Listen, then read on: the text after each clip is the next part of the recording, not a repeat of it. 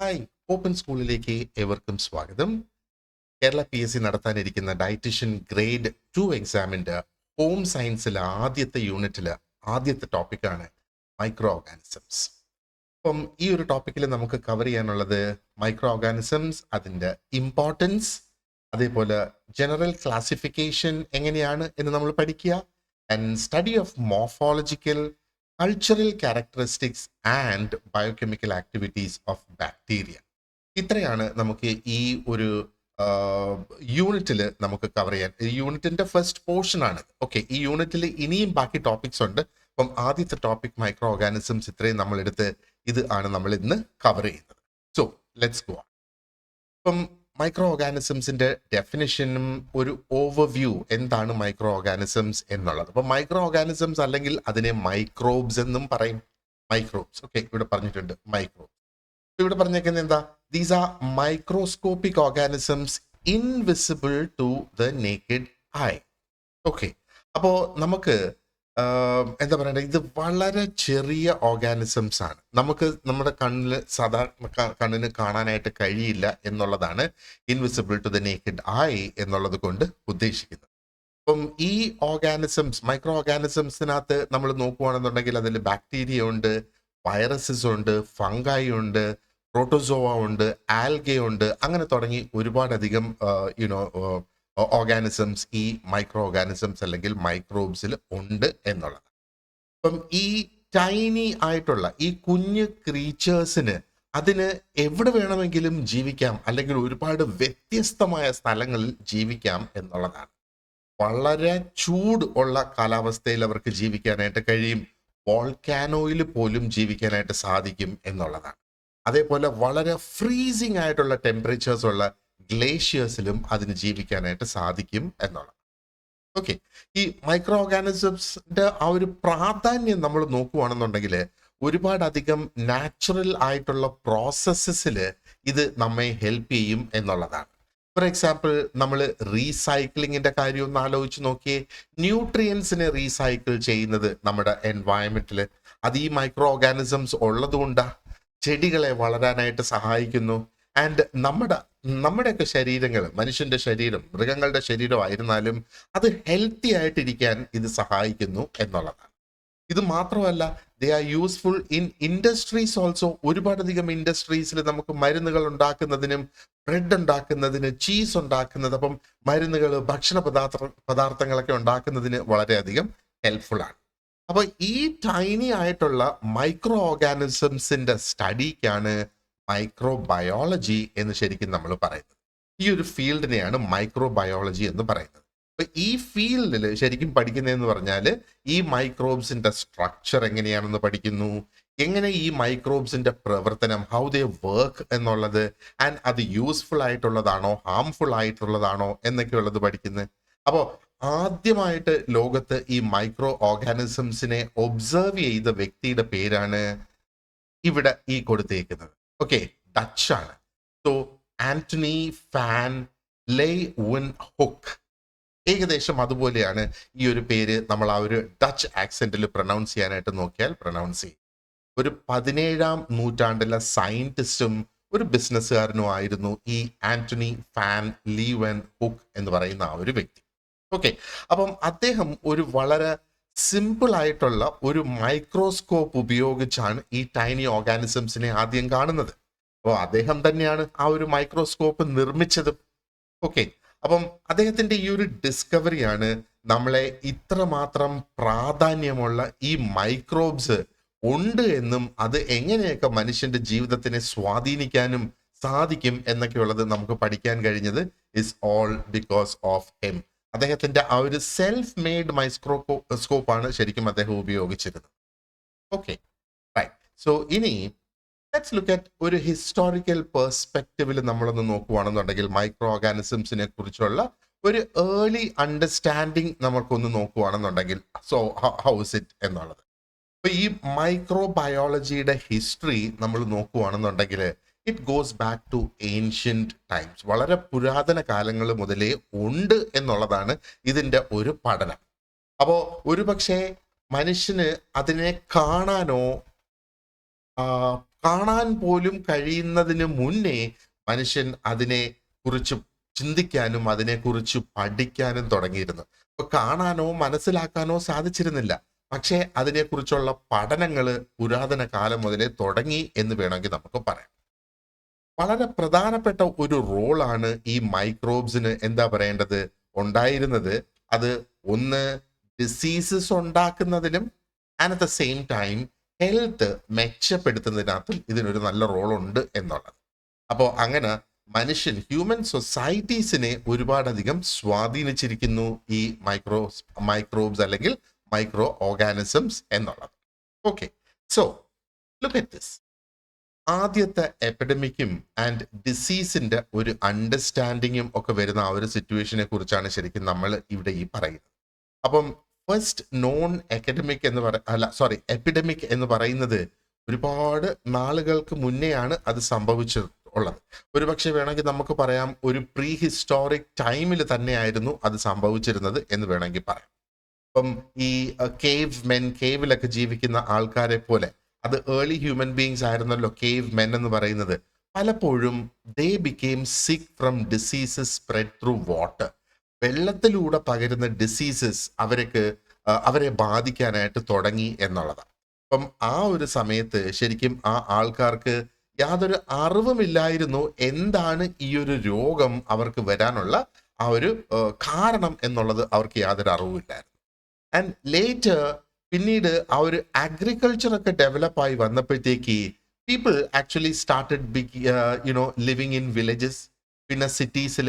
And അങ്ങനെ ആയപ്പോഴത്തേക്ക് ജീവിതം അങ്ങനെ ആയപ്പോൾ, അതായത് വില്ലേജിലും സിറ്റീസിലും ഒക്കെ ജീവിതം മാറിയപ്പോഴത്തേക്ക് അതേപോലെ പ്രശ്നങ്ങളും വലുതാവാനായിട്ട് തുടങ്ങി എന്നുള്ളതാണ്. അപ്പം ഷെയർ ചെയ്ത് നമ്മൾ ഉപയോഗിക്കുന്ന കോമൺ ആയിട്ടുള്ള വാട്ടർ റിസോഴ്സസ് അല്ലെങ്കിൽ വാട്ടർ സോഴ്സസ് അത് ഒരു ഫീച്ചറാണ് അല്ലേ. ഒരു എന്താ പറയണ്ടേ, വില്ലേജിന്റെ ആയിരുന്നാലും ഒരു സിറ്റിയുടെ ആയിരുന്നാലും.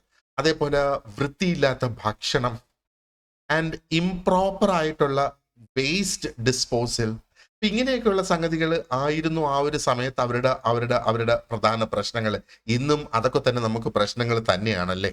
അപ്പോൾ ഇങ്ങനെയുള്ള സിറ്റുവേഷൻസ്, അതായത് ഹെൽത്തി അല്ലാത്ത, ഹൈജീനിക് അല്ലാത്ത ഫുഡ്, അതേപോലെ ഷെയർഡ് ആയിട്ടുള്ള വാട്ടർ റിസോഴ്സസ് ആൻഡ് ഇംപ്രോപ്പർ ആയിട്ടുള്ള വേസ്റ്റ് ഡിസ്പോസൽ സൈറ്റ്സ്, ഇതൊക്കെ ശരിക്കും പെർഫെക്റ്റ് കണ്ടീഷൻസ് ആയി മാറി ഡിസീസസിന് സ്പ്രെഡ് ചെയ്യുന്നതിന് വേണ്ടി.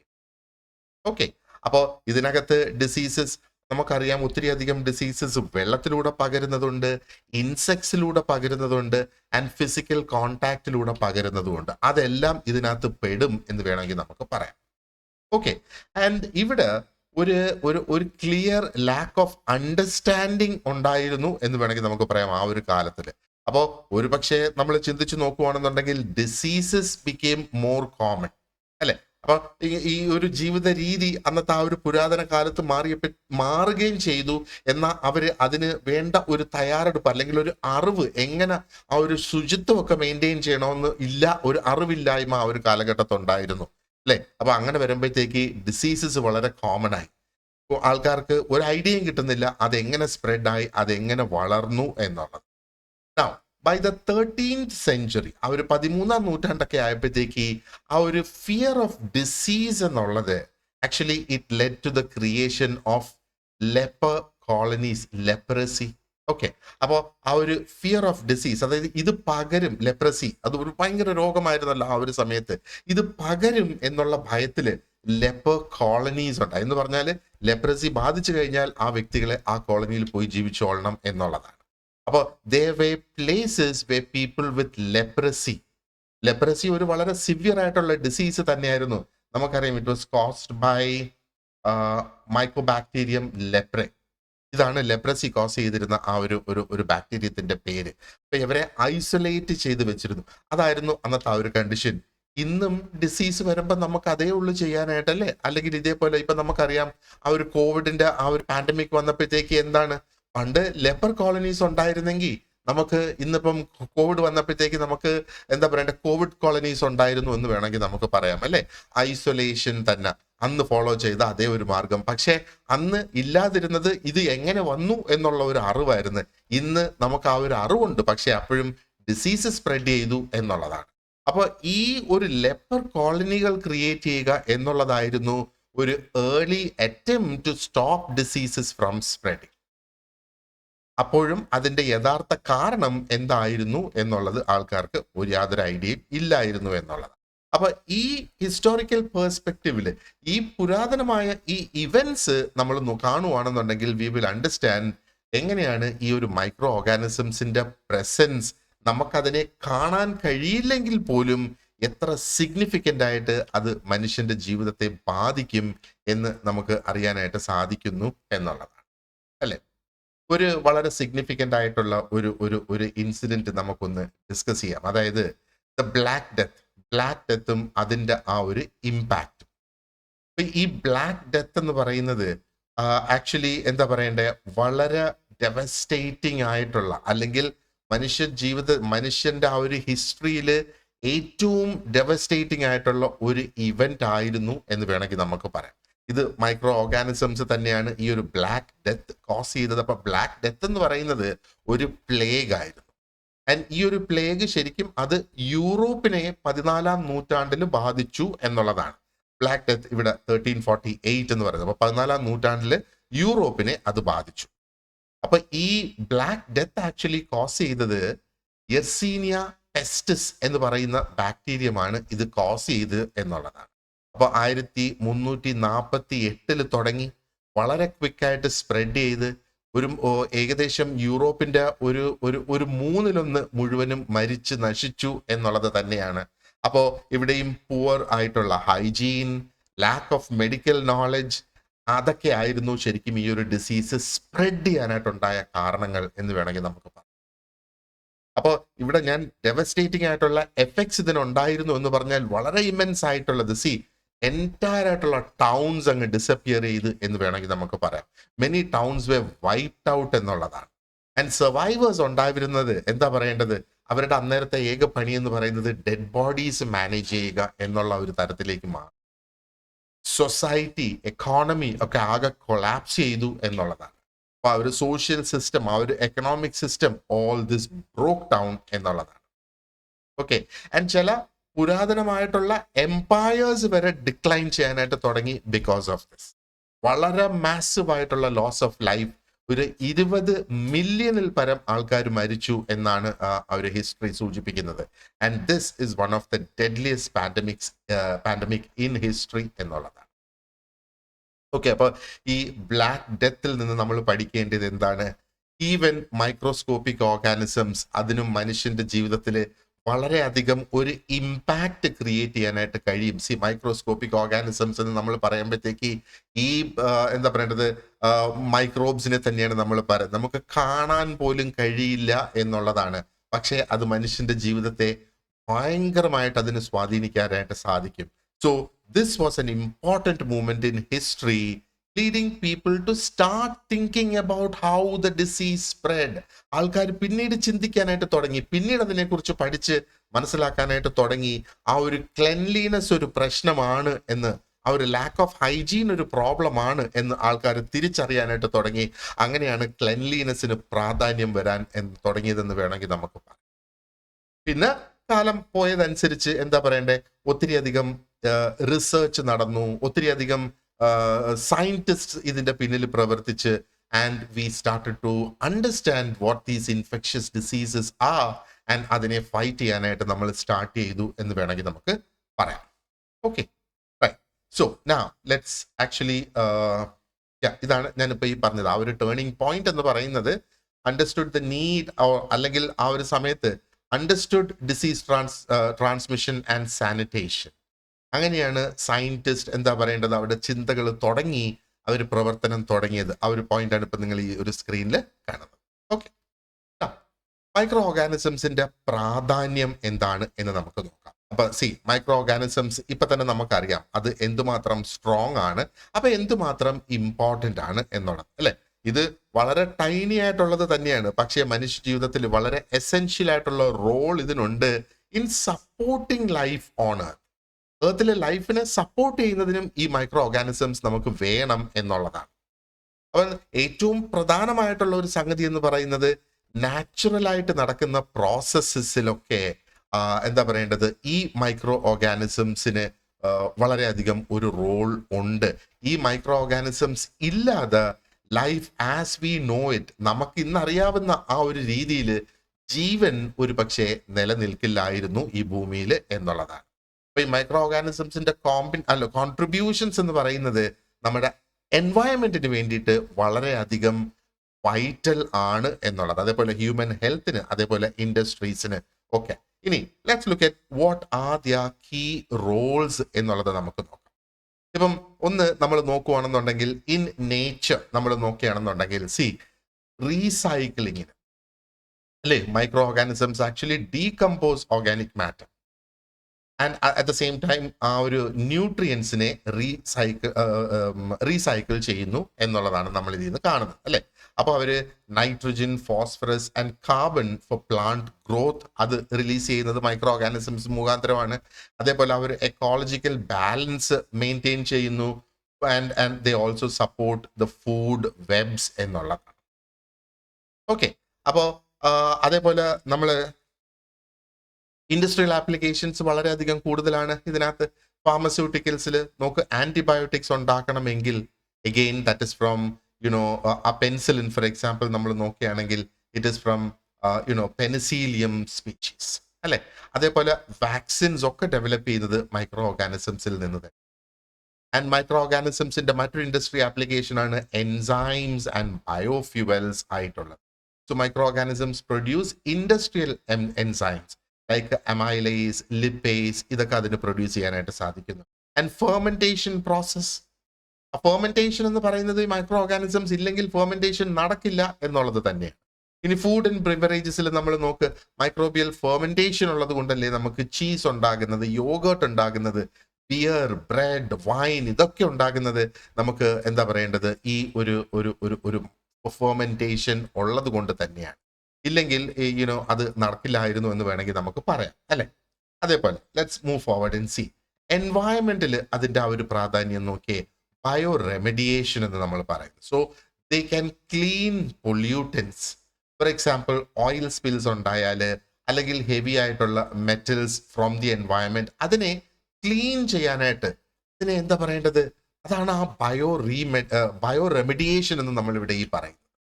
ഓയിൽ സ്പിൽസ് ഒക്കെ ഉണ്ടായി കഴിഞ്ഞാൽ വേറെ ഒരു മാർഗ്ഗമില്ല, ഓയിൽ ഒന്നിൽ കത്തിച്ച് കളയണം, അല്ലെങ്കിൽ we need to wait for the microbes to act on them എന്നുള്ളത്. അതേപോലെ നൈട്രജൻ ഫിക്സേഷൻ, ഇപ്പം rhizobium bacteria convert atmospheric nitrogen to ammonia for plants. അതാണ് നൈട്രജൻ. അപ്പൊ നമ്മൾ ഈ പ്ലാന്റ്സ് മാറ്റി മാറ്റി നമ്മൾ നടുന്നതിന്റെ ഒരു റീസൺ, ഒരു സീസണിൽ ഇടയ്ക്ക് ഒരു സീസണിൽ പയറിടുന്നതിന്റെ റീസൺ എന്താ പറയേണ്ടത്, നമുക്ക് ഈ ഒരു നൈട്രജൻ ഫിക്സേഷൻ നടക്കുന്നതിന് വേണ്ടിയിട്ടാണ് നമ്മൾ അത് ചെയ്യുന്നതെന്ന് വേണമെങ്കിൽ നമുക്ക് പറയാം അല്ലെ. റൈറ്റ്. ഇനി ഹ്യൂമൻ ഹെൽത്തിന് വേണ്ടിയിട്ട് നമ്മൾ നോക്കുകയാണെങ്കിൽ V have a lot of microbiota എന്ന് വേണമെങ്കിൽ നമുക്ക് പറയാം. നമ്മുടെ ഗട്ട് മൈക്രോബയോട്ട എന്നാണ് പറയുന്നത് അല്ലെ. അപ്പൊ ബെനഫിഷ്യൽ ആയിട്ടുള്ള ബാക്ടീരിയ നമ്മുടെ ശരീരത്തിൽ, നമ്മുടെ ഗട്ട്സിൽ ഒത്തിരി അധികം ബാക്ടീരിയാസ് ഉണ്ട്, നമ്മളെ ഡൈജഷന് വേണ്ടിയിട്ട് സഹായിക്കുന്നത്, അതേപോലെ വൈറ്റമിൻസ് സിന്തസൈസ് ചെയ്യുന്നതിന് വേണ്ടിയിട്ട് സഹായിക്കുന്നത്, ആൻഡ് ഇമ്മ്യൂണിറ്റി ബൂസ്റ്റ് ചെയ്യുന്നതിന് വേണ്ടിയിട്ടും സഹായിക്കുന്നു. അതേപോലെ മെഡിസിൻസ് ആയിട്ട് നോക്കിയ മനുഷ്യനെ സംബന്ധിച്ചിടത്തോളം ആന്റിബയോട്ടിക്സ് ആൻഡ് വാക്സിൻസ് ഒക്കെ മൈക്രോ ഓർഗാനിസംസിൽ നിന്ന് തന്നെ വരുന്നത് ആണല്ലേ. സ്ട്രെപ്റ്റോമൈസിൻ കംസ് ഫ്രം സ്ട്രെപ്റ്റോമൈസിസ് എന്ന് പറയുന്ന ആ ഒരു ഓർഗാനിസത്തിൽ നിന്നാണ് സ്ട്രെപ്റ്റോമൈസിൻ ആക്ച്വലി. അഗ്രികൾച്ചറിൽ വരുന്ന കോൺട്രിബ്യൂഷൻസ് നോക്കിയേ, ഒരു ബയോളജിക്കൽ ആയിട്ടുള്ള ഒരു പെസ്റ്റ് കൺട്രോൾ തന്നെയാണ്. Bacillus thuringiensis, it acts as a natural pesticide അല്ലേ. അതേപോലെ സിംബയോട്ടിക് റിലേഷൻഷിപ്പ് നോക്കിയേ, mycorrhizal fungi, they enhance nutrient and water absorption in plants. ചെടികൾക്ക് വെള്ളത്തിന്റെ അബ്സോർപ്ഷൻ കൂടാനായിട്ട് അത് സഹായിക്കുന്നു. സോയിൽ ഹെൽത്ത് മെയിൻറ്റെയിൻ ചെയ്യുന്നതിനും മൈക്രോബ്സ് നമുക്ക് വേണം അല്ലെ. ആ ഒരു സോയിലിന്റെ ഫെർട്ടിലിറ്റി കൂട്ടി നിർത്തുന്നതിന് വേണ്ടിയിട്ട് നമുക്ക് മൈക്രോബ്സ് ആവശ്യമാണ്. ഓക്കെ, സോ അപ്പം മൈക്രോ ഓർഗാനിസംസ് എന്ന് നമ്മൾ പറയുമ്പോഴത്തേക്ക് they are indispensable to ecosystems എന്നാണ് പറയുന്നത്. എന്ന് പറഞ്ഞാൽ എക്കോസിസ്റ്റംസിന് നിലനിൽക്കാനായിട്ട് സാധിക്കില്ല ഈ മൈക്രോ ഓർഗാനിസംസ് ഇല്ലാതെ എന്ന് നമ്മൾ മനസ്സിലാക്കും. ഇപ്പൊ മനുഷ്യ ജീവിതം ഒരുപക്ഷെ സാധ്യമാകില്ല മൈക്രോ ഓർഗാനിസംസ് ഇല്ല എങ്കിൽ എന്നുള്ളതാണ്. അത് റീസൈക്ലിങ്ങിനെ സപ്പോർട്ട് ചെയ്യുന്നത്, അഗ്രികൾച്ചറിനെ സപ്പോർട്ട് ചെയ്യുന്നത്, ഇൻഡസ്ട്രീസിനെ സപ്പോർട്ട് ചെയ്യുന്നത്, മനുഷ്യന്റെ ഹെൽത്ത് മെയിൻറ്റെയിൻ ചെയ്യുന്നതിന് വേണ്ടിയിട്ടും സപ്പോർട്ട് അപ്പോൾ അതിൻ്റെ ആ ഒരു പൊട്ടൻഷ്യൽ, ആ ഒരു മൈക്രോ ഓർഗാനിസംസിന്റെ ഗുണമുള്ള കഴിവുകളെ ഹാർനസ് ചെയ്ത് എടുക്കുക എന്നുള്ളതാണ് ശരിക്കും സസ്റ്റൈനബിൾ ആയിട്ടുള്ള ആ ഒരു അഡ്വാൻസ്മെന്റ്. അത് കൺസർവേഷനിലായിരുന്നാലും സയൻസിലായിരുന്നാലും നമ്മൾ ആ ഒരു രീതിയിലാണ് മുന്നോട്ട് പോകേണ്ടത് എന്നാണ് ഇതിൽ നിന്ന് നമുക്ക് മനസ്സിലാക്കുന്നത്, അല്ലേ, അബൌട്ട് മൈക്രോ ഓർഗാനിസം. ഇനി അടുത്തത് നമുക്ക് മൈക്രോ ഓർഗാനിസംസിന്റെ ക്ലാസിഫിക്കേഷൻ എങ്ങനെയാണ് എന്ന് നമുക്ക് നോക്കാം. So we will start with a general classification. ഇപ്പം ക്ലാസിഫിക്കേഷൻ അതിന് ടാക്സോണമി എന്നും നമുക്ക് പറയാം, അല്ലെങ്കിൽ അതിന് പേരുകൾ കൊടുക്കുക എന്നുള്ളതാണ് ശരിക്കും ഉദ്ദേശിക്കുന്നത്. അപ്പൊ ടാക്സോണമി എന്ന് പറയുന്ന ഈ ഒരു word is actually derived from the Greek words. ഗ്രീക്കിൽ നിന്ന് ടാക്സിസ് എന്ന് പറയുന്ന ആ ഒരു word TAXIS, taxis means arrangement എന്നാണ്, ആൻഡ് നോമോസ് മീൻസ് ലോ എന്നാണ്. അപ്പോൾ അങ്ങനെ വരുമ്പോഴത്തേക്ക് എന്താ പറയേണ്ടത്? അപ്പോൾ ഇതിന് ആ ഒരു ടാക്സോണമി എന്ന ആ ഒരു വേർഡ് ഇംഗ്ലീഷിൽ അത് ഡെവലപ്പായി വന്നത് ഇവിടെ നിന്ന് എടുക്കുന്നു. It's A type of arrangement. അതിന് ഒരു മാനദണ്ഡം അനുസരിച്ചുള്ള ഒരു അറേഞ്ച്മെന്റ് എന്നുള്ളതാണ് ഇത് ഉദ്ദേശിക്കുന്നത്. So taxonomy actually is A branch of biology, ഒരു ബയോളജിയുടെ ബ്രാഞ്ച്. ആൻഡ് ഇതിന്റെ പ്രധാന പണി എന്ന് പറയുന്നത് സിസ്റ്റമാറ്റിക്കലി ഓർഗനൈസ് ചെയ്ത് ഓർഗാനിസംസിനെ കാറ്റഗറൈസ് ചെയ്തെടുക്കുക എന്നുള്ളതാണ്. ഓക്കെ, അപ്പോൾ ഈ ഒരു ഡിസിപ്ലിൻ ടാക്സോണമി എന്ന് പറയുന്നത് വളരെയധികം അത്യാവശ്യമാണ്. നമുക്ക് എന്താ പറയേണ്ടത്, ആ ഒരു വാസ്റ്റ് ആയിട്ടുള്ള ഡൈവേഴ്സിറ്റി ഓഫ് ലൈഫിനെ മനസ്സിലാക്കുന്നതിന് വേണ്ടിയിട്ട് നമുക്കൊരു കോമൺ ലാംഗ്വേജ് വേണം, അല്ലേ, അതിനെക്കുറിച്ച് പറയാനും നമുക്ക് മനസ്സിലാക്കാനും ആയിട്ട്. അതാണ് തന്നെയാണ് ശരിക്കും ആ ഒരു കമ്മ്യൂണിക്കേഷൻ സാധ്യമാക്കുന്നത് തന്നെയാണ് എന്താ പറയേണ്ടത് ഈ ടാക്സോണമി കൊണ്ട് ഉദ്ദേശിക്കുന്നത്. ടാക്സോണമിയുടെ ഒബ്ജക്റ്റീവ്സ് നമ്മൾ നോക്കിയാൽ, ഒന്ന് V have the classification here, അടുത്ത ഒന്ന് is the nomenclature, that's actually the naming, and then we have the identification. So എന്താണ് ഈ ക്ലാസിഫിക്കേഷൻ എന്ന് പറയുമ്പോഴത്തേക്ക്, ഈ ഒരു പ്രക്രിയയിലൂടെ ഓർഗാനിസംസിനെ പല ഗ്രൂപ്പാക്കി മാറ്റാനായിട്ട് സാധിക്കുന്നു. അത് ഹൈറാർക്കിക്കൽ കാറ്റഗറിയാണ് അവിടെ വരുന്നത്. അപ്പൊ അതിനകത്ത് നമ്മൾ അതിൻ്റെ ഷെയർഡ് ആയിട്ടുള്ള ക്യാരക്ടറിസ്റ്റിക്സിനെയും അതിൻ്റെ എവല്യൂഷണറി ആയിട്ടുള്ള റിലേഷൻഷിപ്സിനെയും ബേസ് ചെയ്താണ് ആ ഒരു ഹൈറാർക്കി തീരുമാനിക്കുന്നത്. അപ്പൊ ക്ലാസിഫിക്കേഷന്റെ ഒരു ഘടന അതാണ്. ഈ ക്ലാസിഫൈ ചെയ്യുന്നത് കൊണ്ട് വളരെ സിസ്റ്റമാറ്റിക് ആയിട്ടുള്ള ഒരു ഫ്രെയിം വർക്ക് നമുക്ക് ലഭിക്കും എന്നുള്ളതാണ് ഈ ഓർഗാനിസംസിന്റെ ഡൈവേഴ്സിറ്റി മനസ്സിലാക്കുന്നതിന് വേണ്ടിയിട്ട്, ആൻഡ് നമുക്ക് അതിനെക്കുറിച്ച് പഠിക്കുന്നതിനും അതിനെ അനലൈസ് ചെയ്യുന്നതിനും മനസ്സിലാക്കുന്നതിനും കുറെ കൂടെ ഈസി ആയി മാറും എന്നുള്ളത്. അടുത്തത് നോമൻക്ലേച്ചർ എന്ന് നമ്മൾ പറഞ്ഞല്ലേ. അപ്പം ഒരു സ്റ്റാൻഡേർഡൈസ്ഡ് ആയിട്ടുള്ള പേരുകൾ ഈ ഓർഗാനിസംസിന് കൊടുക്കുക എന്നുള്ളതാണ് നോമൻക്ലേച്ചർ കൊണ്ട് ഉദ്ദേശിക്കുന്നത്. അപ്പൊ നമുക്ക് കൺസിസ്റ്റൻസി കൊണ്ടുവരാം, ഒരു കൺഫ്യൂഷൻ ഉണ്ടാകില്ല എന്നുള്ളത്. ലോകത്ത് എവിടെയായിരുന്നാലും ശരി തന്നെ ആ ഒരു പേര് പറഞ്ഞാൽ അത് എന്തിനെ ഉദ്ദേശിച്ച് പറയുന്നു, ഏത് ഓർഗാനിസത്തിനെയാണ് അവിടെ ഉദ്ദേശിക്കുന്നത് എന്ന് വ്യക്തമായിട്ട് മനസ്സിലാക്കാനായിട്ട് കഴിയും, അല്ലേ. അപ്പൊ അവിടെയാണ് സയന്റിഫിക് നെയിംസ് എന്ന് നമ്മൾ കേട്ടിട്ടില്ലേ. അപ്പോൾ യൂണിവേഴ്സലി റെക്കഗ്നൈസ്ഡ് ആണ്, അവിടെ ഒരു ലാംഗ്വേജ് ബാരിയർ അവിടെ വരുന്നില്ല. അപ്പൊ അതുകൊണ്ടാണ് നമ്മൾ ബാക്ടീരിയം എന്നൊക്കെയുള്ള വാക്കുകൾ ഏതൊരു ഭാഷയിലും അത് അതേപോലെ തന്നെ നമുക്ക് ഉപയോഗിക്കാൻ കഴിയുന്നത്. അതിൻ്റെ ഈ ഒരു സയന്റിഫിക് നെയിം യൂണിവേഴ്സലി ആക്സെപ്റ്റഡ് ആയിട്ടുള്ള ഈ ഒരു സയന്റിഫിക് നെയിം എന്ന്. ഇനി മറ്റൊരു ഒബ്ജക്റ്റീവ് ടാക്സോണമിയുടെ എന്ന് പറയുന്നത് ഇസ് ഐഡന്റിഫിക്കേഷൻ. അപ്പം ഐഡന്റിഫിക്കേഷൻ എന്ന് പറയുമ്പോഴത്തേക്ക് ഒന്ന് റെക്കഗ്നൈസ് ചെയ്യാനായിട്ട് കഴിയുക, and at the same time അതിന്റെ റെക്കോർഡിങ് നമുക്ക് നടത്തിയെടുക്കാനായിട്ട് it has to be written down somewhere, recorded somewhere, അല്ലേ. അപ്പോൾ ആ ഓർഗാനിസംസിന്റെ ഓരോ ഓർഗാനിസംസിന്റെയും ഡിസ്റ്റിങ്ക്റ്റീവ് ആയിട്ടുള്ള ഫീച്ചേഴ്സ് തിരിച്ചറിയാനും അത് റെക്കോർഡ് ചെയ്യാനായിട്ടും സാധിക്കുന്നു. അപ്പോൾ അങ്ങനെ വരുമ്പോഴത്തേക്ക് മാത്രമാണ് നമുക്ക് എന്താ പറയേണ്ടത്, അതിന്റെ ആ ഒരു ഡിഫറൻസിയേഷൻ എന്താണ് എന്നുള്ളത് നമുക്ക് കൃത്യമായിട്ട് മനസ്സിലാക്കാൻ കഴിയുന്നു. And then we will be able to place them correctly with the taxonomic hierarchy, അല്ലെ. ഇനി ഈ ടാക്സോണമിയുടെ ഒരു ഹിസ്റ്റോറിക്കൽ ബാക്ക്ഗ്രൗണ്ട് നമ്മൾ നോക്കുകയാണെന്നുണ്ടെങ്കിൽ, ഈ ഒരു practice of classifying organisms it actually dates back to ancient times എന്ന് വേണമെങ്കിൽ നമുക്ക് പറയാം. അപ്പോൾ ആ ഒരു 460 to 337 BCE Hippocrates actually has done a classification. Hippocrates നമുക്കറിയാം, he is the father of medicine എന്നല്ലേ. അപ്പം അദ്ദേഹം ഓർഗാനിസംസിനെ ക്ലാസിഫൈ ചെയ്യാനുള്ള ഒരു ഒരു ഒരു അറ്റംപ്റ്റ് നടത്തിയിരുന്നു. But that was in the context of human health എന്നുള്ളത്, because he is a father of medicine. And then we have അരിസ്റ്റോട്ടലിന്റെ ഒരു ക്ലാസിഫിക്കേഷൻ അവിടെയുണ്ട്. 384 to 322 BC-യിലാണ് അദ്ദേഹം ജീവിച്ചിരുന്നത്. അപ്പൊ അരിസ്റ്റോട്ടലും ഒത്തിരി അധികം അറ്റംപ്റ്റ്സ് നടത്തിയിരുന്നു ആ ഒരു ബയോളജിക്കൽ ക്ലാസിഫിക്കേഷനിൽ. And he was able to group animals based on their habitats. Habitat എന്ന് പറയുമ്പോഴത്തേക്ക് അവർ ജീവിക്കുന്ന ആ ഒരു അന്തരീക്ഷം അല്ലേ, അത് എയർ അനിമൽസ് ആണോ, ലാൻഡ് ആണോ, വാട്ടർ അനിമൽസ് ആണോ, ആൻഡ് മറ്റ് ഒബ്സർവബിൾ ആയിട്ടുള്ള ക്യാരക്ടറിസ്റ്റിക്സ് അനുസരിച്ച് അനിമൽസിന്റെ ഒരു ക്ലാസിഫിക്കേഷൻ നടത്തിയിരുന്നു എന്നുള്ളതാണ്.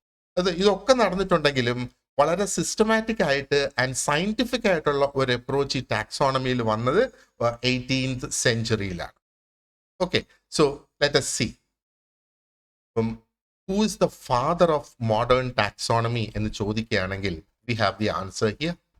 Carolus Linnaeus, 1707 to 1778 അത്രയായിരുന്നു അദ്ദേഹം ജീവിച്ചിരുന്ന ആ ഒരു കാലഘട്ടം. ഒരു സ്വീഡിഷ് ബോട്ടണിസ്റ്റ് ആയിരുന്നു അദ്ദേഹം. അറ്റ് ദ സെയിം ടൈം ഒരു ഫിസിഷ്യൻ ആയിരുന്നു, ഒരു സുവോളജിസ്റ്റ് ആയിരുന്നു.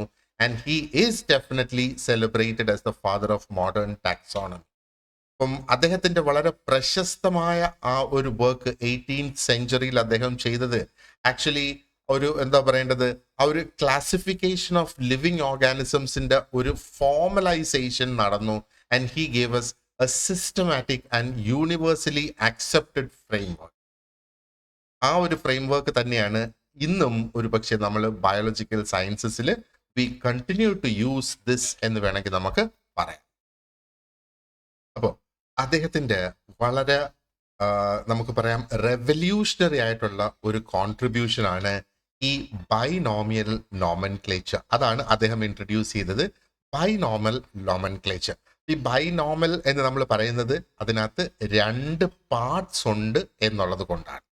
അപ്പം അദ്ദേഹത്തിന്റെ എന്താ പറയേണ്ടത്, ഈ ബൈനോമിയൽ നോമൻക്ലേച്ചർ എന്ന് പറയുമ്പോഴത്തേക്ക് ഒരു സ്റ്റാൻഡേർഡൈസ്ഡ് ആയിട്ടുള്ള ഒരു സിസ്റ്റം ആയിരുന്നു ഓർഗാനിസംസിനെ നെയിം ചെയ്യുന്നതിന് വേണ്ടി. അപ്പൊ ഈ ഒരു സിസ്റ്റത്തില് എല്ലാ ഓർഗാനിസംസിനും ഒരു യുണീക്ക് ആയിട്ടുള്ള ഒരു 2 പാർട്ട് ലാറ്റിൻ നെയിം അതിനുണ്ടാകും എന്നുള്ളതാണ്. ഓക്കെ, അപ്പോൾ ഇറ്റ്സ് ലാറ്റിൻ 2 പാർട്സ് ആയിരിക്കും ആ ഒരു, അതുകൊണ്ടാണ് ബൈനോമിയൽ എന്നതിനെ പറയുന്നത്. അപ്പൊ യുണീക്ക് ആയതുകൊണ്ട് തന്നെ ഇത് കൺസിസ്റ്റന്റ് ആയിരിക്കും.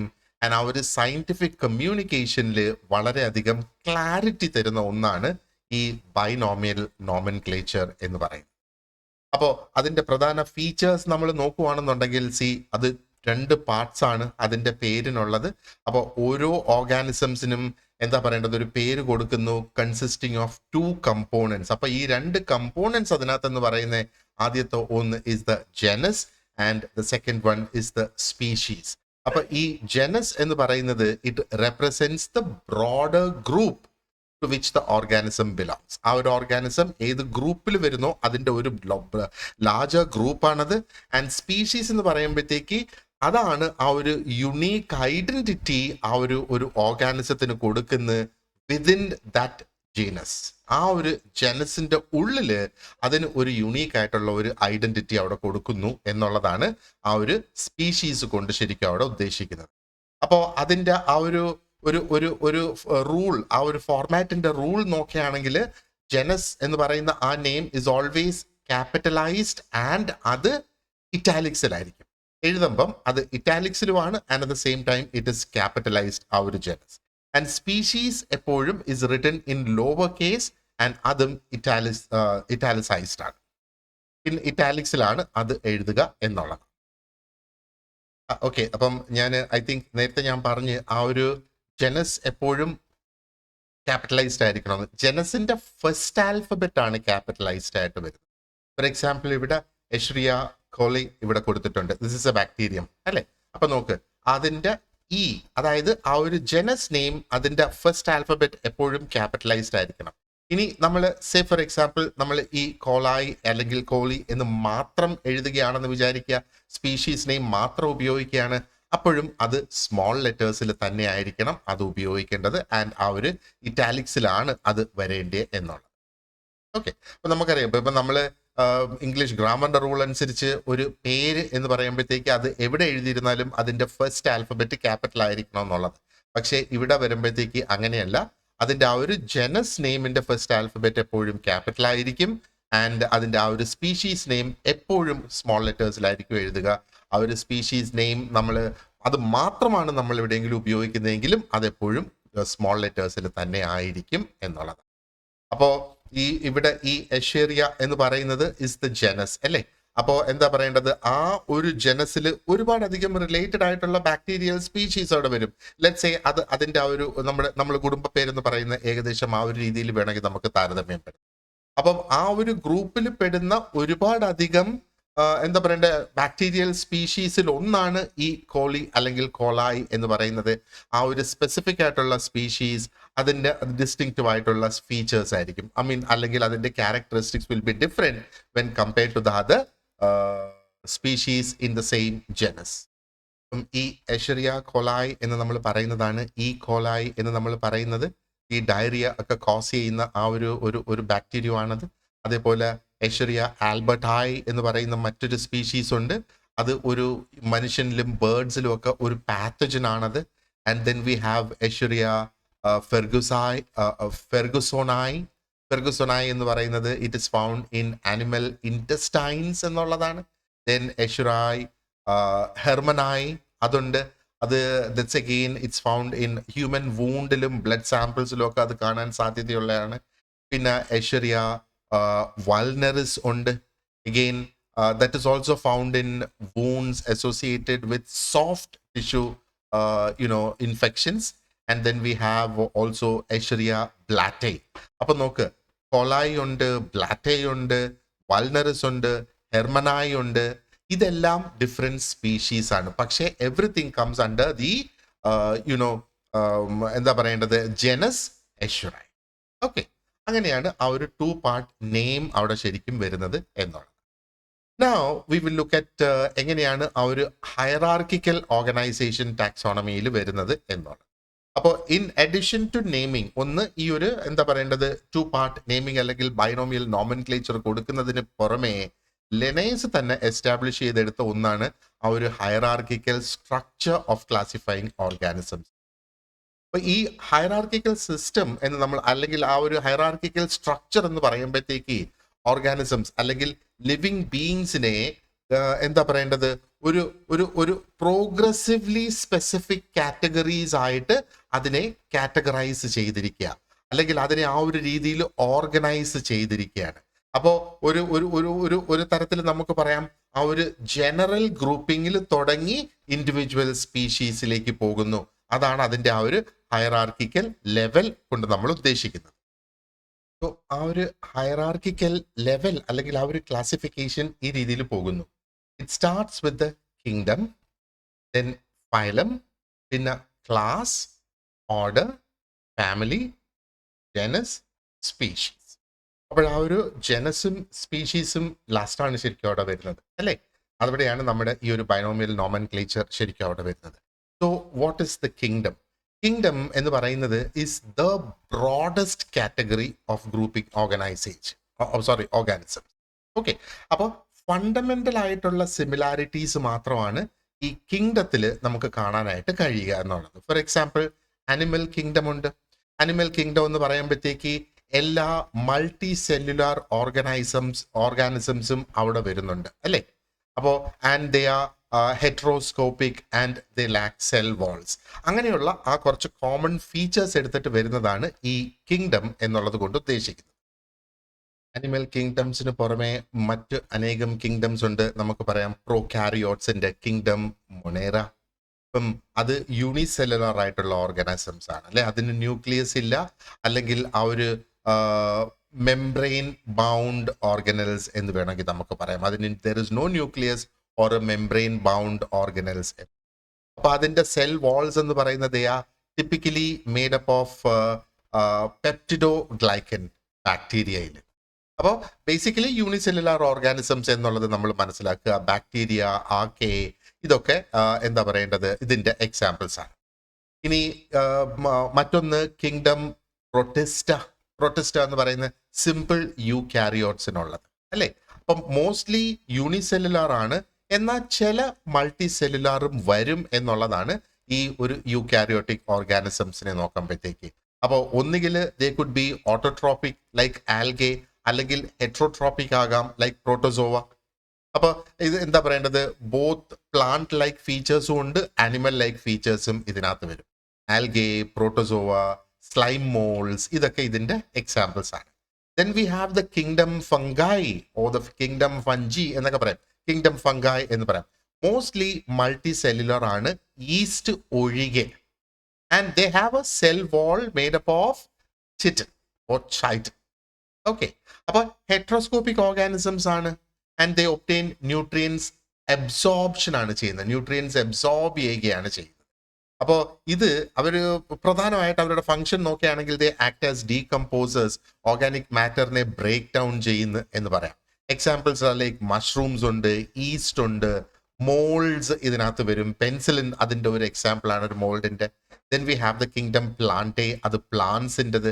അതിന്റെ ക്യാരക്ടറിസ്റ്റിക്സ് നോക്കിയേ, multi cellular organisms with cell walls, and these cell walls cellulose കൊണ്ടുണ്ടാക്കിയിരിക്കുന്നു എന്നുള്ളത് അല്ലേ. ഓട്ടോട്രോപ്പിക് ആണ്, അവർ ഫോട്ടോസിന്തസിസ് വഴിയാണ് ഫുഡ് പ്രൊഡ്യൂസ് ചെയ്യുന്നത്. അപ്പം അതിനകത്ത് അവർക്ക് എന്താ പറയേണ്ടത്, വാസ്കുലർ ഉണ്ട്, നോൺ വാസ്കുലർ ആയിട്ടുള്ള പ്ലാന്റ്സും അതിനകത്തുണ്ട്. ഇപ്പം മോസ് അതിൻ്റെ ഒരു എക്സാമ്പിൾ ആണ്, ഫേൺസ് അതിൻ്റെ ഒരു എക്സാമ്പിൾ ആണ്, പൂ പിടിക്കുന്ന ഫ്ലവറിംഗ് പ്ലാന്റ്സ് അതിൻ്റെ ആൻജിയോസ്പേംസ് എന്ന് പറയുന്നത്. ദെൻ കിങ്ഡം ആനിമേലിയ, നമ്മൾ അത് നേരത്തെ നമ്മൾ ഡിസ്കസ് ചെയ്തതാണ് അല്ലേ. Then we have the you know okay. അപ്പൊ ഇത് അത് കിങ്ഡം. അടുത്തത് നമുക്കുള്ളത് ഇസ് ദ ഫൈലം. ഫൈലം അല്ലെങ്കിൽ പ്ലാന്റ്സിനെ സംബന്ധിച്ചിടത്തോളം ഡിവിഷൻ എന്ന് വേണമെങ്കിൽ നമുക്ക് പറയാം. അപ്പൊ so we know what the kingdom is, then we are coming to the phylum, ആ ഒരു ഹൈറാർക്കിക്കൽ ക്ലാസിഫിക്കേഷനിലേക്ക്. അപ്പൊ ഇത് കിങ്ഡത്തിന്റെ ഒരു സബ് ഡിവിഷൻ ആണ് ഫൈലം എന്ന് പറയുന്നത്. ആൻഡ് ഇതിനെ ബേസ് ചെയ്തേക്കുന്നത് is on the structural and the functional features.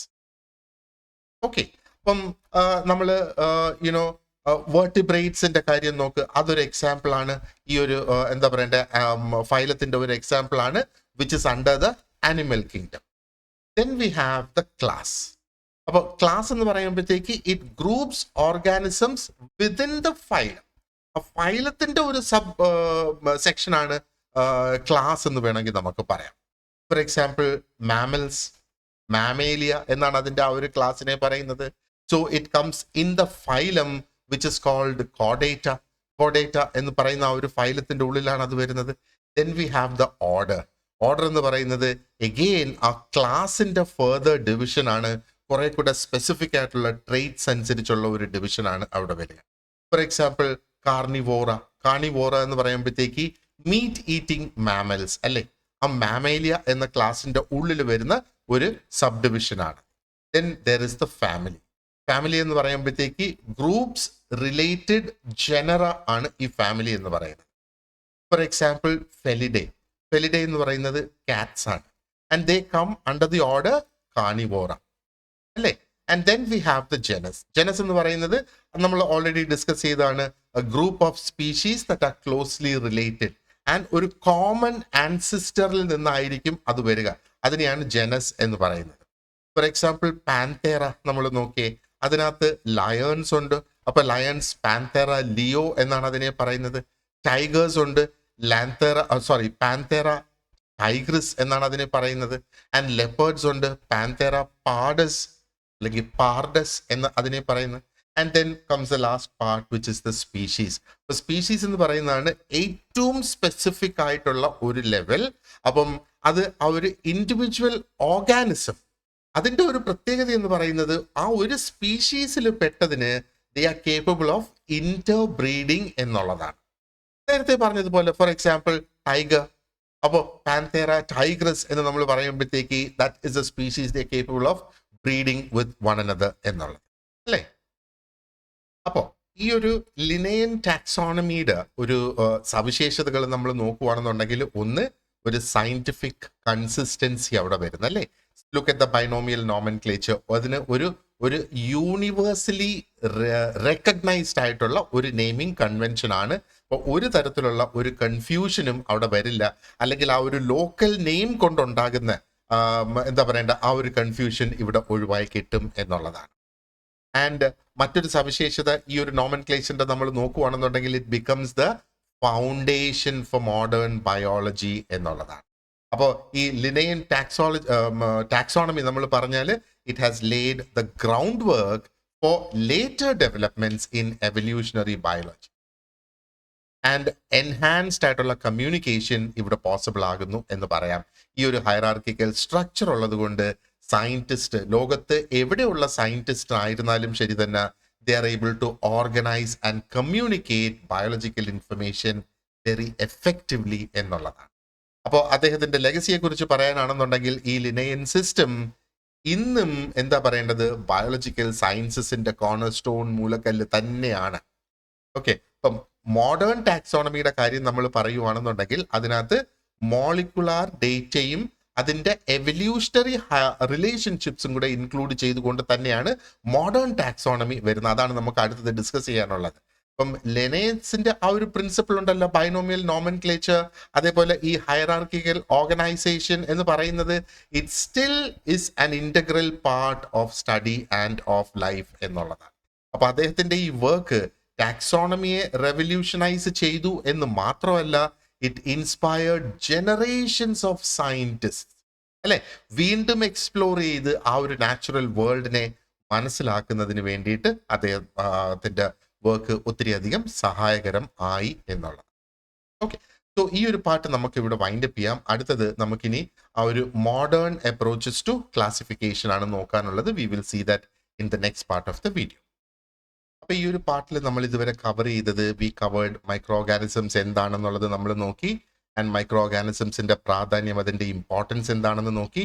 ആ ഒരു ജനറൽ ക്ലാസിഫിക്കേഷൻ അത് നമ്മൾ ഒരു പകുതി വരെ കഴിഞ്ഞു. അല്ല, ഇനി ആ മോഡേൺ അപ്രോച്ചസ് ആണ് നമുക്ക് ഇനിയുള്ളത് ക്ലാസിഫിക്കേഷനിൽ നോക്കാനായിട്ട്. ആൻഡ് അത് കംപ്ലീറ്റ് ചെയ്തതിന് ശേഷം then we have study of the morphological and cultural characteristics. അതോടൊപ്പം തന്നെ ബയോകെമിക്കൽ ആക്ടിവിറ്റീസ് ഓഫ് ബാക്ടീരിയയും നമുക്ക് പഠിക്കാനായിട്ടുണ്ട്. And then we have a lot of questions and answers to review. അപ്പോൾ ഇതിന്റെ ഈ ബാക്കി പോർഷൻസ് ഓഫ് വീഡിയോസ് ഒക്കെ ലഭിക്കുന്നതിനും അതിന്റെ നോട്ട്സും ഒക്കെ നിങ്ങൾക്ക് ലഭിക്കുന്നതിനും, and then you will have access to a lot of quizzes, model exams, mock test and live classes, ഇതൊക്കെ നിങ്ങൾക്ക് ലഭിക്കുന്നതിനായിട്ട് ജോയിൻ ദ ഗോൾഡ് ബാച്ച്.